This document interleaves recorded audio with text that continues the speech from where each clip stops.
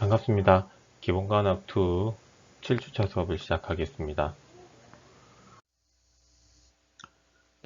수업에 앞서 저작권 관련 사전 안내문을 알려드리겠습니다.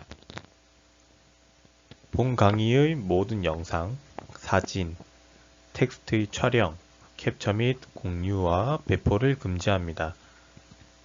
해당 경고를 무시하고 불법 복제 및 배포와 같은 저작권 침해 위법 행위가 이루어지는 경우에는 관련 법령에 따라 저작권자가 법적 조치를 취할 수 있습니다. 이번 시간에는 이 수면과 관련된 이야기를 좀 해볼 거예요. 이 수면이 사실 우리가 이 수면과 관련돼서 굉장히 전문가는 아니지만 그죠? 근데 우리가 평생 잠을 다 자잖아요.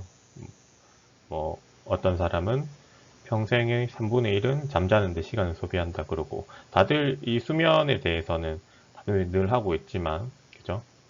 늘 하고 있지만 우리가 이 수면 관리도 간호사가 해야 될 내용 중에 그리고 간호사가 임상에서 많이 하는 간호 중에 하나라고 보시면 돼요. 특히나 이제 중환자실 같은 경우에는 이 수면을 잘 취하지 못하기 때문에 대상자에게 우리가 이제 수면과 관련된 이야기도 많이 하게 됩니다. 그래서 오늘은 이 수면에 대해서 알아볼게요. 학습 목표를 먼저 보시면 이 수면에 영향을 미치는 요인들을 우리가 한번 알아볼 거예요. 그리고 수면 각성 주기에 따른 어떠한 특성들이 있는지, 그리고 수면 장애는 어떤 것들이 있는지, 그리고 이 수면과 관련된 간호중재를 우리가 평가를 하는 것이 이번 시간의 목표입니다. 이 수면은 굉장히 우리 삶에서 중요합니다. 특히나 건강은 적절한 휴식과 수면에 달려있다고 해도 과언이 아니에요. 하루에 24시간 중에 적어도 6시간에서 8시간 정도는 우리는 수면을 취합니다. 그래서 이 수면을 충분히 잘 취해줘야 다음날에 또 다른 하루를 시작할 수가 있습니다.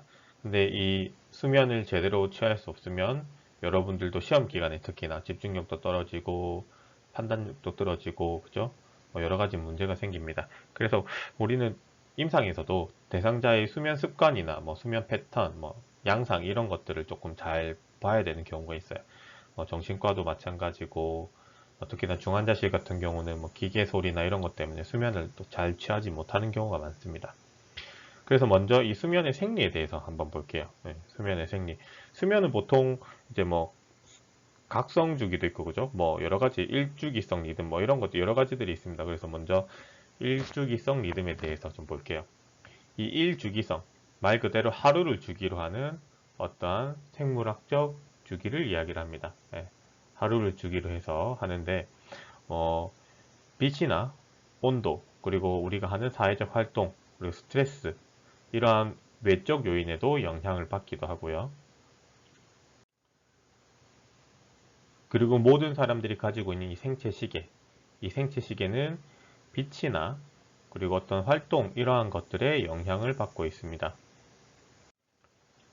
특히나 이 수면과 관련되면 멜라토닌이라는 이러한 이 호르몬이 있어요. 이 이야기를 많이 들어볼 건데 이 멜라토닌 호르몬은 수면하고 이 수면 각성 주기가 일주기성 리듬을 가질 수 있도록 도와주는 수면을 유도해주는 그런 역할을 합니다.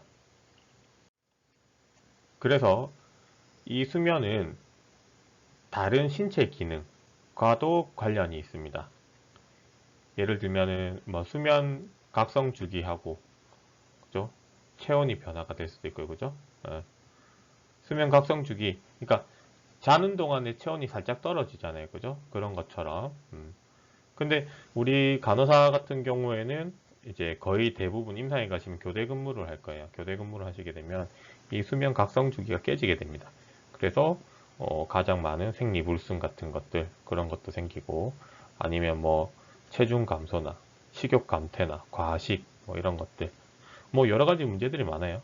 아예 잠을 못 자가지고 만성 피로를 겪는 사람도 있고 어떤 사람들은 3교대가 자기 체질이라고 이야기하는 사람들도 있어요. 그래서 충분하지 못한 수면은 어쨌든 우리 건강에 좀 부정적인 영향을 미치기도 합니다. 그 다음 수면 각성 조절을 볼게요. 수면 각성 조절. 이 수면 각성 조절은 뇌의 고위 중추를 간헐적으로 활성화하고 억제하고 이렇게 해서 조절을 하게 됩니다. 어떻게 조절하냐면 뇌관 상부에 위치한 망상활성계라고 있습니다. 망상활성계. 이 자극이 줄어들고 그리고 점차적으로 연수에 있는 동시활동 부위 이 기능이 우세해지면서 점점 우리는 잠이 들게 됩니다. 그 반대로 이 망상활성계가 자극이 되면 이 연수에 있는 동시활동 부위가 기능이 떨어지면서 각성을 하게 된다는 거죠. 그래서 우리가 조금 더 알아야 될 게 수면을 촉진하는 신경 전달 물질 세로토닌 그리고 뭐 멜라토닌 이런 게 있어요. 그리고 각성에 관여하는 것들 아세틸콜린이라든지 도파민이라든지 뭐 노아드레날린이라든지 뭐 이런 것들이 있어요. 그러니까 뭐 예를 들면은 우울증 있는 사람들이 우울증 환자들은 세로토닌이 부족해요. 세로토닌이 부족하기 때문에 우울증 환자들이 먹는 약 중에 세로토닌이 있습니다. 우울증이 있으면 사실 잠도 잘 안 와요. 근데 약을 먹으면서 이 세로토닌을 같이 분비를 증가시킨다거나 이와 관련된 약물을 주면서 또 잠을 잘 자게 하고 그런 것들이 있습니다. 나중에 가면은 조금 더 자세하게 배우게 될 겁니다. 자, 그 다음 수면의 유형에 대해서 볼게요. 그러니까 지금 이번 시간에 하는 이 수면과 관련된 이야기들은 사실은 국가고시에도 거의 나오지도 않고 그냥 좀 비중이 적어요. 적기 때문에 조금 편안하게 듣고 가시면 돼요. 뭐 시험에 안 나오는 건 아닌데 우리가 여기 전문가가 아니기 때문에 조금 편안하게 여러분들이 듣고 가시면 됩니다. 자, 먼저 수면 유형을 보면은 안구 운동이 없는 난렘, NREM 이런 수면이 있고요. 그리고 빠른 운동하는 REM, 렘 수면 이런 것도 이렇게 두 가지로 보통 구성이 되어 있습니다. 먼저 난렘, NREM, 안구 운동이 없는 NREM 수면을 볼게요.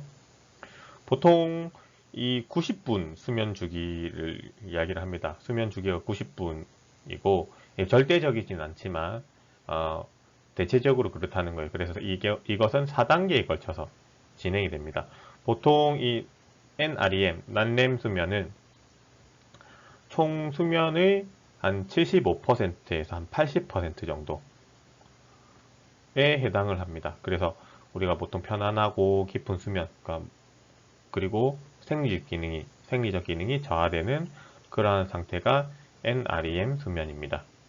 이때는 당연히 생리적 기능이 떨어지기 때문에 신진대사하고 그리고 근육 활동 자체가 느려지고 타입 분비도 감소되고 그래서 옆에 표 18-1을 보시면은 뭐 동맥압도 저하가 되고 맥박도 떨어지고 말초혈관 이완이 되고 심박출량 감소되고 근골격계 이완되고 그죠? 기초대사량도 감소되고 또 성장 호르몬이 최고치에 도달한다고 합니다. 그리고 두개 내압 저하. 대체적으로 보면은 우리가 부교감 신경이 자극되었을 때랑 비슷하죠, 그죠? 예, 그래서 이 NREM 수면 때는 이러한 생리적 현상이 나타납니다. 먼저 1단계, 2단계. 1단계, 2단계를 보면은 이때는 좀 가벼운 수면이에요. 가벼운 수면. 그래서 가벼운 수면이기 때문에 건들면 쉽게 깨고 3단계, 4단계는 깊은 수면이에요. 예, 깊은 수면. 느린 수면 이렇게 이야기를 하는데 특히나 이제 4단계 때는 델타 수면이라고 이야기를 하는데 우리가 보통 깨어 있을 때보다는 심박동수하고 호흡수가 한 2에서 30% 정도 떨어지게 됩니다. 그리고 이때는 세포의 회복과 재생을 도와줍니다. 네, 세포의 회복과 재생을 도와주기 때문에 그러니까 뭐 우리가 뭐 다치거나 아프거나 이런 상황에서 안 자고 가만히 있는 것보다는 잠을 자면은 조금 개운하고 그죠? 조금 회복된 느낌이 들잖아요. 이때 4단계 수면 때 이러한 것들이 이제 이루어지게 됩니다. 그리고 성장 호르몬도 4단계 때 분비가 되고요. 그래서 뭐 신체 회복도 하고 성장 호르몬도 분비가 되고 그래서 매우 이완되어 있고 쉽게 말해 이완되어 있는 이유가 이렇게도 생각하시면 돼요. 성장하려면 키가 큰다고 보시면 근육이 꽉 수축되어 있어요. 그럼 키 크는데 저항을 주잖아요. 뼈가 자라야 되는데. 그래서 근골격계가 이제 이완이 된다는 거죠. 그리고 이때는 이제 깨우기가 좀 어렵습니다. 보통 뭐 숙면을 취한다, 뭐 깊은 잠에 빠졌다. 이때가 4단계 이 델타 수면이라고 보시면 돼요. 자, 그 다음은 렘 수면. 빠른 안구 운동을 한다. 이 90분 주기에서 90분 주기에서 한 5에서 30분 정도 지속되고, 그리고 이 렘 수면 때는 대뇌 피질 활동하고, 그리고 뇌 대사가 증가가 됩니다. 그래서 그렇기 때문에 기억 저장하고 학습에 도움을 줍니다. 이게 무슨 말이냐면 그 여러분들 시험 공부할 때 밤을 새면 안 된다는 이야기랑 똑같은 거예요. 예. 잠을 자야 기억을 해주고 학습에 도움이 된다는 거죠. 예. 뭐 잠 안 자고 밤새서 공부해서 머리에 넣으면 뭐예요? 그 다음날 기억이 안 나는데 잠을 자라는 이야기예요. 좀 있으면 중간고사 치잖아요. 자면서 공부하세요. 그리고 이 렘 수면은 역설적 수면이라고도 이야기를 합니다. 이게 무슨 말이냐면 유액 분비도 증가하고요. 그리고 심박동도 좀 불규칙하고 호흡도 빠르고, 그죠? 예. 그리고 안구 운동도 당연히 빨라지고요. 뇌 대사가 20% 정도 항진됩니다. 증가가 된다는 거죠. 그래서 역설적 수면이라고 합니다. 왜? 자고 있는데 잠을 안 자는 것처럼 움직이기 때문에 몸은 그렇게 반응을 한다는 거죠. 예. 근데 이 렘 수면이 그런 필요가 없는 것처럼 보이기도 합니다. 왜? NREM 수면, 난렘 수면이 조금 더 좋아 보이잖아요. 잠도 편안하게 자고 깊게 자고. 근데 이 렘 수면이 부족하다. 그러면은 단기적으로 혼돈이 생기고 장기적으로는 운동이나 기억, 면역 기능 변화가 생깁니다. 왜? 이때는 뇌 대사가 증가하기 때문에 기억에도 영향을 준다는 거죠. 예. 그래서 이 렘 수면에서 보통 이제 우리가 꿈을 꾸게 되면은 굉장히 선명하고, 그죠? 그러니까 기억이 좀 잘 나는 꿈들 있잖아요. 예. 그리고 굉장히 정교해요. 그 꿈 자체가.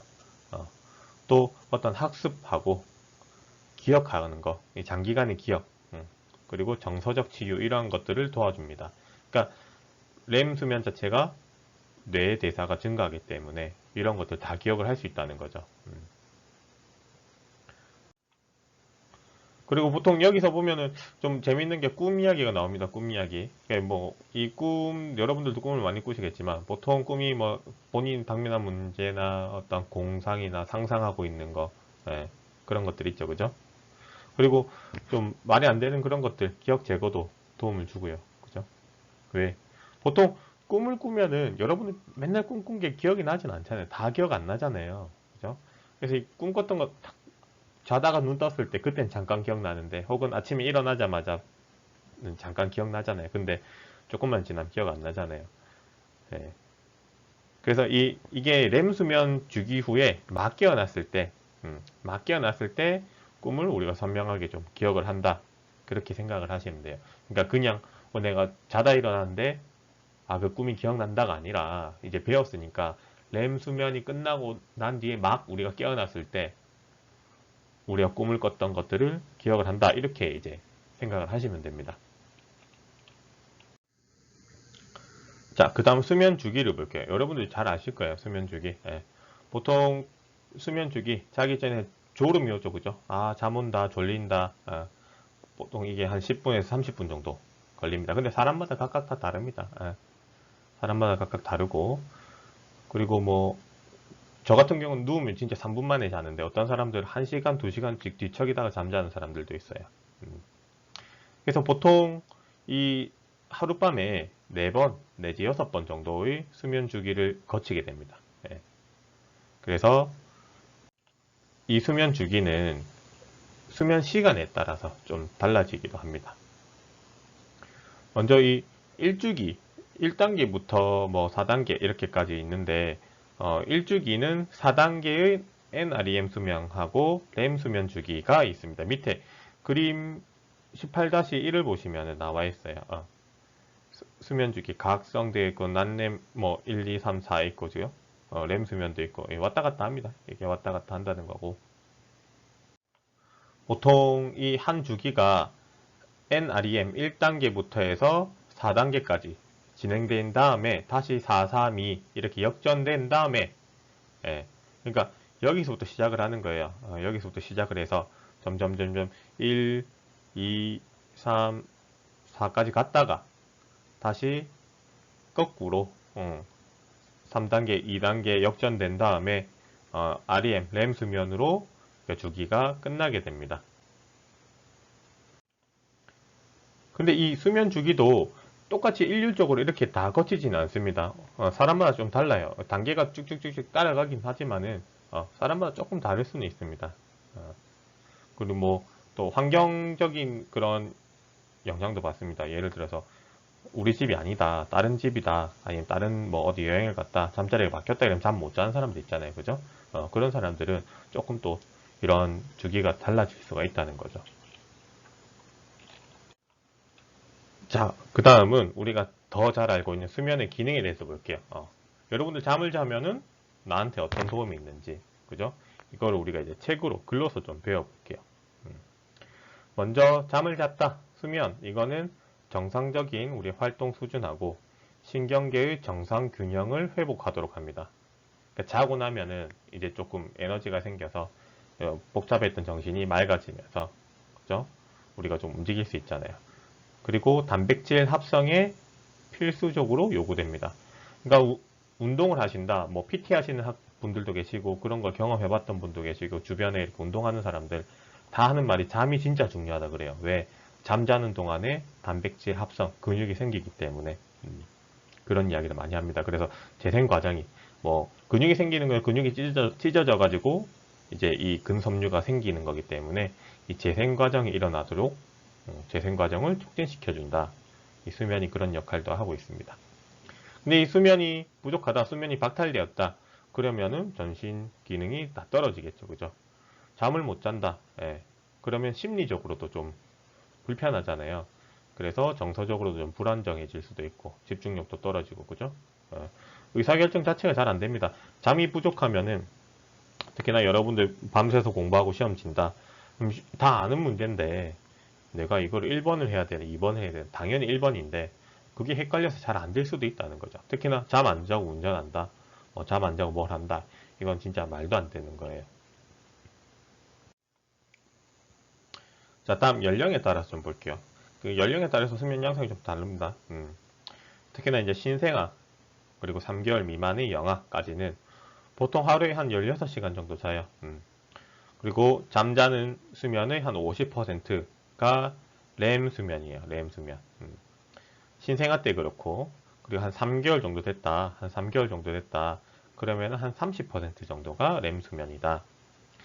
그 다음 영아 같은 경우, 애들 그 3개월 지난 영아들, 그래도 밤에 좀 자주 깨기도 합니다. 그죠? 뭐 50일의 기적, 100일의 기적 이런 이야기도 해요. 애기들 키우면은. 음. 근데 이 영아들은 한 하루에 한 12시간 정도 자는 것 같아요. 근데 뭐 애기들 보면은 조카들이나 뭐 주변에 애기들 보면은 진짜 한 12시간 자요. 밤에 자고 일어나서 낮에도 놀다가 또 낮잠도 자야 되고 뭐 그런 경우가 있습니다. 근데 뭐 낮잠 안 자는 애들도 있어요. 놀고 싶어가지고 낮잠 안 자는 애들도 있고 뭐 그렇습니다. 자, 유아 때. 유아 때는 이제 램 수면 비율이 점점 줄어듭니다. 점점 감소하게 돼요. 처음에는 50%였다가 한 3개월쯤 됐을 때는 한 30%까지 떨어졌다가 그 다음에 점점 떨어지게 됩니다. 예. 학령 정기 아동. 평균적으로 한 12시간 정도 자요. 그리고 그 중에 한 20%는 램 수면이다. 그다음에 학령기 아동. 이제 초등학교 들어갔어요. 그러면은 낮잠 잘 안 잡니다. 여러분들 초등학교 들어가면 막 친구들 놀고 막 한다. 낮잠 잘 안 자잖아요, 특히나. 어릴 때처럼 낮잠이 필요하진 않습니다. 그래서 뭐 수면 시간이 점점 줄어듭니다. 예. 뭐 열에서 12시간 정도 잤다가 10시간까지 자고 점점 떨어집니다. 그다음 청소년기. 청소년기 성인하고 좀 비슷하긴 하지만 조금 더 자는 게 좋다고 해요. 그래서 뭐 여기는 8.5에서 9.5시간 정도 수면을 권장한다고 합니다. 왜 잠을 안 자냐? 학교 생활도 해야 되고, 그죠? 그리고 뭐 방과 후 활동 뭐 이런 것도 있고, 학교 마치고 학원도 가야 되고, 뭐 어디도 가야 되고, 뭐 그렇게 합니다. 그래서 이 학교 다닐 때 우리 좀 조는 친구들 많이 봤잖아요. 여러분들도 많이 졸아봤고 저도 많이 졸아봤고요. 그래서 수면 과다증, 주간 수면 과다증 이런 것들을 이야기를 합니다. 왜? 뭐 하는 게 너무 많으니까 공부도 해야 되고 학원도 가야 되고 막 이러다 보니까 낮에 그냥 주간 수면 과다증 이런 거를 경험을 할 수 있게 된다는 거죠. 자, 그냥 성인이 됐어요. 성인이 6시간, 8시간 정도 자고요. 그리고 한 20% 정도가 렘 수면으로 소진을 한다. 그리고 중년, 나이가 들면 이제 잠자는 시간이 줄어든다 그러죠. 예, 나이가 들어서 일찍 일어난다 이런 이야기를 하잖아요. 예, 이때는 NREM, 난렘에서 4단계의 수면 양이 좀 감소됩니다. 예. 그리고 또 수면 장애를 진단을 좀 잘 받습니다. 뭐 젊은 사람들보다는 나이 든 사람한테도 뭐 불면증이라든지 이런 게 좀 많이 옵니다. 그래서 뭐 수면제 이런 것들도 복용을 많이 하고요. 자, 이제 노인이 됐어요. 노인이 들면은 이제 다 그냥 웬만한 노인들은 다 수면 장애가 있다고 보시면 돼요. 예, 잠을 잘 못 잔다고 이야기를 하십니다. 이 NREM 3단계 그리고 4단계 수면이 점점 감소하게 됩니다. 밑에 그림 18-1을 보시면은 이때까지 한 이야기들이 다 나와 있어요. 그래서 뭐 여기서는 뭐 성인의 한 50% 정도가 뭐 수면 문제를 호소한다 이렇게 노인의 50% 정도가 수면 문제를 호소한다 하는데 금방 말씀드렸다시피 그냥 다 잠이 안 온다고 뭐 잠자는데 힘들다 잠들기도 힘들고 새벽에 빨리 깨고 뭐 힘들다 그래요. 그래서 이 수면 효율이 좀 많이 떨어집니다. 수면 효율성이 많이 떨어져요. 그러니까 수면의 양이나 질 같은 게 많이 떨어져요. 그리고 낮에 좀 낮잠을 잔다거나 꼬박꼬박 잔다거나 그런 분들이 많이 생깁니다. 자, 그 다음 우리가 이제 수면에 영향을 미치는 요인에 대해서 좀 알아볼게요. 자, 여러 가지 요인들이 있겠죠. 그죠? 그중 첫 번째, 당연히 질병입니다. 질병. 왜? 아프니까 통증, 호흡곤란, 뭐 오심, 불안, 그죠? 우울, 이런 정서장애, 이러한 것들이 수면장애를 초래를 할 수 있습니다. 그죠? 여러분들도 아프면 잠 잘 안 오잖아요. 그죠? 자, 두 번째는 당연히 또 환경입니다. 환경. 이제 이 환경이 영향을 미치는 거예요. 이거는 그러니까 악영향을 미치는 거일 수도 있고 긍정적 영향을 미치는 요인들일 수도 있습니다. 그죠? 아픈데 진짜 잘 자는 사람도 있습니다. 그리고 이 환경도 마찬가지로 어떠한 환경을 취해주냐, 어떠한 환경에 내가 있느냐에 따라서 잠을 편안하게 잔다거나 잠을 방해를 받는다거나 그럴 수가 있어요. 예를 들어서 우리가 뭐 보통 이야기하는 게 환기가 잘 되고 어둡고 또 뭐 부드러운 조명이 있는 그러한 조용한 방이 편안한 수면을 가져다 준다 이렇게 이야기를 해요. 그리고 뭐 요즘에는 침대 생활 많이 하시잖아요. 그래서 뭐 침대가 얼마나 큰지 뭐 딱딱한지 푹신한지 뭐 이러한 것들도 수면에 영향을 미치기도 하고요. 또 혼자 자는 사람들도 괜찮은데 거기에 너무 익숙해져 가지고 다른 사람이랑 잠을 잘 못 자는 사람도 있고요. 있다고 해서 크게 신경을 안 쓰는 사람도 있고요. 그죠? 또 뭐 코를 곤다거나 그죠? 뭐 그런 잠꼬대를 한다거나 이런 사람들이 있으면은 당연히 또 수면에 방해를 받을 수가 있습니다. 생활 양식도 이 수면에 영향을 좀 줍니다. 특히나 우리 같은 앞으로 우리가 간호사가 될 거잖아요. 그죠? 그래서 교대 근무를 한다. 그러면은 일정한 패턴이 아니잖아요. 생활 패턴도 일정하지 않고 잠자는 시간도 밤에 잤다가 아침에 잤다가 낮에 잤다가 난리도 아닙니다. 그렇게 되면은 이 교대 근무 자체가 수면에 굉장히 방해를 많이 합니다. 특히나 뭐 우리가 평소에 안 했던 엄청 힘든 일 아니면 밤에 하는 사활동 여러분들 뭐 친구 만나고 술 먹고 놀고 이런 것들 있죠. 여행 가고 이런 것들 뭐 이런 것들 다 수면에 영향을 줍니다. 그 다음 스트레스 그죠? 당연하죠. 뭐 개인적인 문제도 있을 거고 그죠? 뭐 여러 가지 상황에 따라서 또 예, 수면에 영향을 주고 특히 이제 불안한 사람들 있죠. 불안감은 특히나 이 교감신경계를 자극을 많이 하기 때문에 여러분들 불안하고 이런 막 가슴이 콩닥콩닥 뛰고 막 침이 바짝바짝 마르고 그렇잖아요. 그죠? 교감신경계를 자극을 해서 혈중에 있는 노에피네프린 수준을 증가시킨다는 거죠. 그러니까 혈관을 수축시킵니다. 그래서 뭐 렘 수면을 좀 짧게 하고 그리고 깨어있는 시간을 좀 증가시킨다는 거죠. 그러니까 깊게 잠을 못 잔다는 이야기예요. 그 다음에 뭐 커피 마시고, 그죠? 뭐 알코올 마시고, 술 마시고 이러면 중추신경계 자극되기 때문에. 그리고 술 먹고 뭐 잠 잘 온다는 사람도 있는데 여러분들 과음 하시고 나면 그 다음날 피곤하잖아요. 술 먹어서 그런 것도 있지만 수면의 질 자체가 떨어지기 때문에 왜 이 렘 수면을 방해를 해서 렘 수면을 방해를 해서 이 수면의 질이 굉장히 떨어집니다. 그 다음 식이, 예. 좀 살찐 사람들 있잖아요. 저도 좀 살이 많이 쪘는데 이 살찐 사람들 그러면 자주 깨고요. 좀 빨리 깨고 수면 시간도 좀 떨어지고 살찌니까 코도 골게 되고 좀 뭐 수면 무호흡 이런 것도 많이 생기고 그렇다고 이야기를 합니다. 반면에 또 살 빠진 것도 문제가 생깁니다. 살이 빠진 사람들 살이 빠지고 힘이 없으니까 수면 시간이 또 증가되고 그리고 일어나기 힘들고 에너지가 부족해서 그런 경우도 있어요. 그래서 우리가 이제 좀 수면을 유도하는 음식들 이런 이야기를 막 많이 해요. 그래서 뭐 L트리토판 이런 것 이야기를 하는데 트리토판 보통 뭐 유제품도 우유, 치즈 이런 거 먹으면은 수면에 도움이 된다고 합니다. 여기 나오네요. L트리토판 수면을 유도한다. 그리고 뭐 자기 전에 특히나 뭐 잠자기 한 2시간 전, 3, 4시간 전에 뭐 먹지 말라고 하잖아요. 그래서 우리가 보통 10시에 자면은 6시, 7시 안에 식사를 하라고, 저녁 식사를 하라고 이야기를 하죠. 그죠? 그리고 너무 과식을 한다거나 향신료가 많다거나 이런 것들은 좀 조심을 하는 게 좋습니다. 그 다음 흡연도 영향을 미칩니다. 니코틴 자체가 신체를 자극해요. 각성을 약간 시킵니다. 그래서 담배 피는 사람들 약 각성하려고 담배 피고 뭐 이런 게 있습니다. 잠 안 오게 하려고. 근데 이 흡연하는 사람들은 잠자기가 조금 어렵습니다. 잠도 쉽게 깨고 깊게 자지도 못하고 그래서 흡연을 하는 사람들은 저녁 식사하고 나서 흡연을 안 하는 게 더 좋다. 이게 무슨 말이냐면 이제 우리가 흡연을 하게 되면은 신체에서 그 헤모글로빈 수치가 굉장히 많이 올라갑니다. 왜?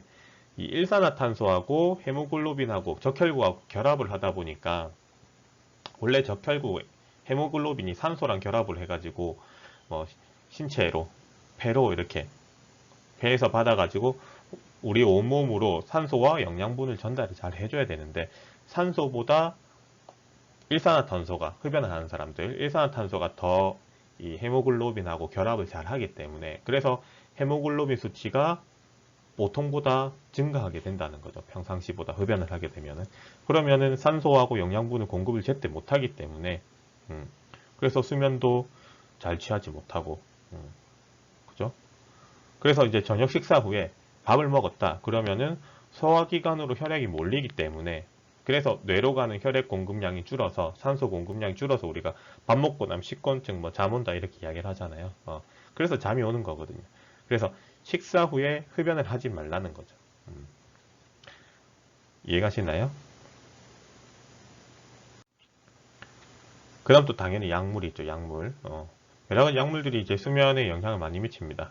특히나 이제 수면제 같은 경우 우리가 잠 잘 안 오면 아까 뭐 중년이나 노인들 수면제 많이 복용합니다. 이 수면제는 3단계, 4단계의 NREM 수면을 방해를 하거나 혹은 렘 수면을 억압을 할 수 있어요. 예. 그리고 베타블로커, 이제 심장 안 좋은 사람들, 베타 차단제, 이거는 불면증하고 또 악몽을 유발하기도 한다고 이야기를 하고요. 또 마약성 진통제, 뭐 몰핀 이런 것들, 페치딘 이런 것도 있습니다. 이런 마약성 진통제는 렘 수면을 또 방해를 하고 각성도 시키고 뭐 이런 것도 있습니다. 졸음은 오는데 이 수면의 질이 떨어진다는 거죠.